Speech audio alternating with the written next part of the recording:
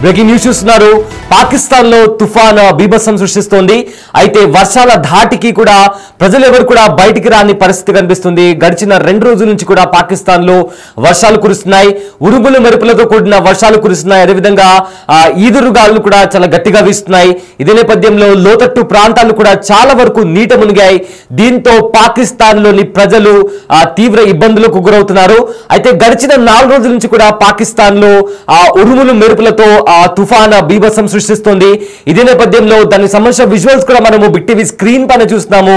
అయితే పాకిస్తాన్ లోని ఒక ఫ్లైట్ లో కూడా వర్షాలు పడిన నేపథ్యంలో ఆ ప్లేన్ లో కూడా కాస్త ఇబ్బంది తలెత్తినట్టు తెలుస్తుంది. అయితే అందులో ఉండే ప్రజలు కూడా భయాందోళనకు గురయ్యారు.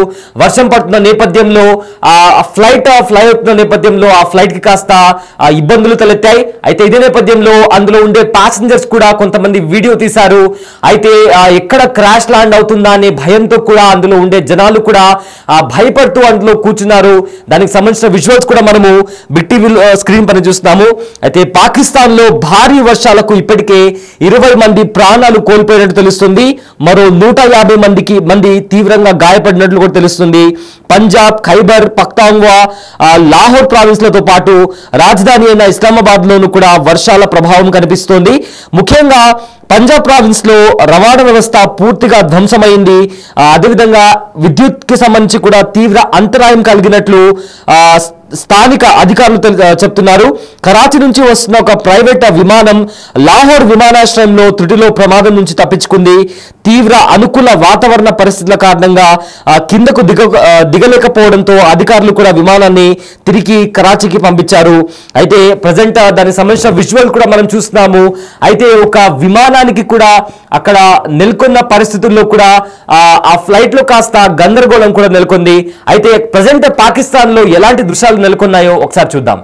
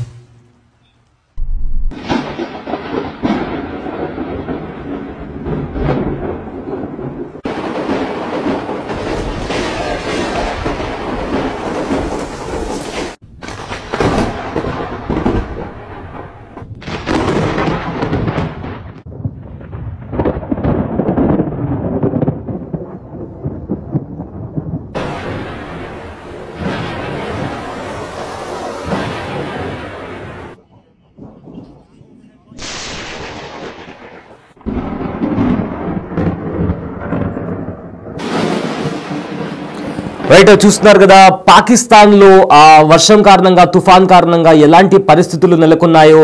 చాలా చోట్ల కూడా చెట్లు కూలిపోయినటువంటి పరిస్థితి కనిపిస్తుంది. అదేవిధంగా ఆ చెట్లు కూడా కరెంటు తీగలపై పడి కూడా అక్కడ పేలుడు కూడా సంభవించింది. అదేవిధంగా పాకిస్తాన్ అంతటా కూడా చాలా చోట్ల ఎలక్ట్రిసిటీ సంబంధించి కూడా తీవ్ర అంతరాయం ఏర్పడింది. అండ్ ఆల్సో ఫ్లైట్లకి సంబంధించి కూడా వెదర్ బాలేని కారణంగా చాలా ఫ్లైట్లు కూడా క్యాన్సిల్ చేశారు. అండ్ చాలా చోట్ల దిగాల్సిన ఫ్లైట్లను కూడా వేరే దారి మళ్లించి వేరే చోటకి కూడా ఆ ఫ్లైట్ ని మళ్లించిన పరిస్థితి కనిపిస్తుంది. అయితే మొత్తం మీద చూసుకుంటే పాకిస్తాన్ లో భారీ వర్షాలకు 20 మంది ప్రాణాలు కోల్పోయారు. మరో 150 మందికి తీవ్రంగా గాయపడ్డారు. పంజాబ్, ఖైబర్ పఖ్తూన్ఖ్వా, అదేవిధంగా లాహోర్ ప్రావిన్స్లతో పాటు రాజధాని ఇస్లామాబాద్ లోను వర్షాల ప్రభావం కనిపిస్తోంది. ముఖ్యంగా పంజాబ్ ప్రావిన్స్ లో రవాణా వ్యవస్థ పూర్తిగా ధ్వంసమైంది. విద్యుత్ కు కూడా తీవ్ర అంతరాయం కలిగినట్లు కూడా స్థానిక అధికారులు చెప్తున్నారు. కరాచీ నుంచి వస్తున్న ఒక ప్రైవేట్ విమానం లాహోర్ విమానాశ్రయంలో త్రుటిలో ప్రమాదం నుంచి తప్పించుకుంది. తీవ్ర అనుకూల వాతావరణ పరిస్థితుల కారణంగా కిందకు దిగకపోవడంతో అధికారులు విమానాన్ని తిరిగి కరాచీకి పంపించారు. సో మొత్తం మీద పాకిస్తాన్ లో తుఫాన్ బీభత్సం సృష్టిస్తోంది. ఇప్పటికే లోతట్టు ప్రాంతాలు చాలా వరకు కూడా నీట మునిగాయి. అయితే అక్కడ అధికారులు కూడా అక్కడ ఉండే జనాలను కూడా సురక్షిత ప్రాంతాలకు తరలిస్తున్నారు. అదేవిధంగా ఏదైతే ట్రాన్స్పోర్ట్ కి సంబంధించి కూడా స్తంభించిపోయింది. చాలా వరకు కూడా ఫ్లైట్స్ కావచ్చు, రవాణా సంస్థకి సంబంధించి కూడా ఇప్పటికే తగిన జాగ్రత్తలు తీసుకొని ఆ ఫ్లైట్ ఒక ఏరోప్లేన్ కి సంబంధించి వాతావరణం సరిగ్గా లేని పరిస్థితుల్లో యాక్చువల్గా ఆ ఫ్లైట్ లాహోర్ లో దిగాలి. బట్ దిగాల్సిన పరిస్థితులు అంటే అక్కడ వాతావరణం సరిగ్గా లేని పక్షాన తిరిగి కరాచీకి పంపించారు. సో కంప్లీట్ గా కూడా చాలా చోట్ల విద్యుత్ అంతరాయం కూడా కలిగింది. చెట్లు కూడా నేల రాలుతున్నాయి. కంప్లీట్ గా చూసుకుంటే పాకిస్తాన్ లో వర్షం కారణంగా, తుఫాన్ కారణంగా కూడా చాలా ప్రజలు, అక్కడ ఉండే ప్రజలు కూడా తీవ్రమైన సమస్యలను కూడా ఎదుర్కొంటున్నారు.